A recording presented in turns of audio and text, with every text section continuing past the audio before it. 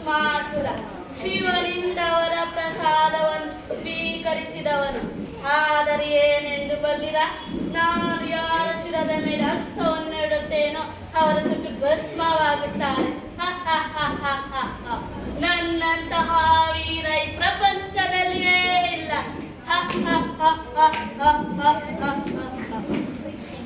ಏನು ಆಶ್ಚರ್ಯವನ್ನು ಕಾಡುತ್ತಾ ಇದ್ದೀನ? ಒಂದು ಸುರಸುಂದರಾಂಗ ಹೆಣ್ಣು.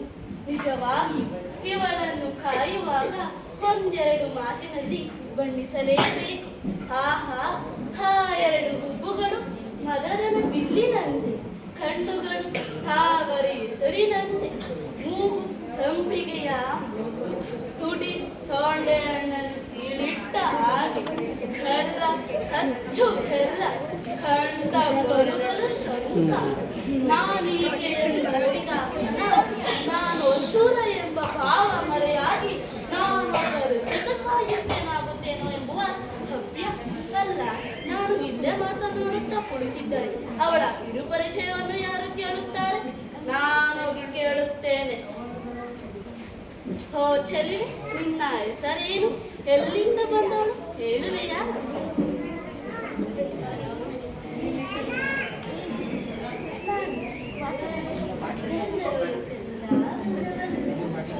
ನನಗೆ ಬಹಳವಾಗುತ್ತಿತ್ತು. ಹೊಳದ ಬಳಿಗಾಗಿಯೇ ಬಂದಿದೆ. ನನ್ನ ಪರಿಚಯವನ್ನೇ ಕೇಳುತ್ತಿದ್ದೀಯ? ನೀವು ಯಾರು? ನನ್ನಿಂದ ಏನಾಗಬೇಕಾಗಿದೆ?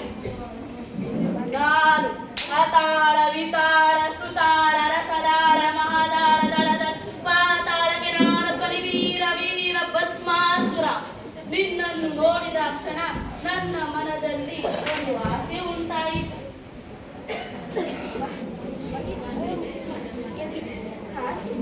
ಆಸೆ ಎಲ್ಲರಿಗೂ ಇರುವಂತದ್ದು. ಸಾಧ್ಯವಾದರೆ ನಿಮ್ಮ ಆಸೆಯನ್ನು ಈಡೇರಿಸಿಕೊಡುತ್ತೇನೆ.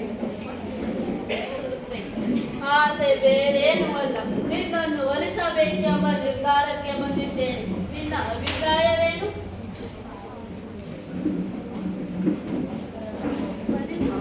ಮದುವೆ ಆಗಬಹುದಾಗಿತ್ತು, ಆದರೆ ನನ್ನದೊಂದು ಪಂದ್ಯ ಉಂಟಲ್ಲ. ಪಂದ್ಯ ಹೇಳು ನೋಡುವ.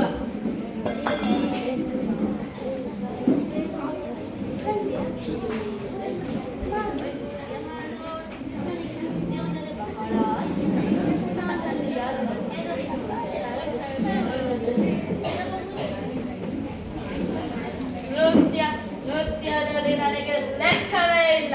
ಮೊದಲು ನೀನು ಮಾಡು, ಆ ನಂತರ ನಾನು ಮಾಡುವೆ.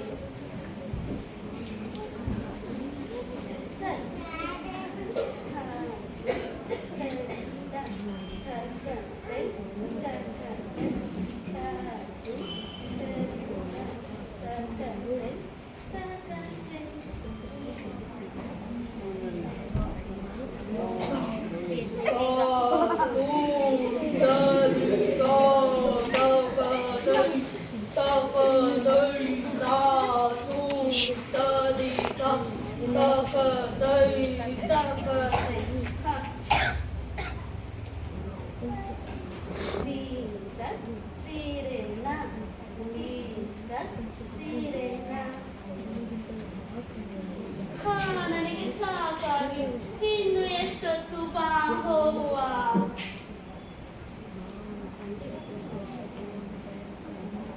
ನಾನು ನಿನಗೆ ಬೇಕೆ, ಹಾಗಾದರೆ ನೀನು ಮಾಡಲೇಬೇಕು. ಹಾ, ಸರಿ, ಮಾಡುತ್ತೇನೆ.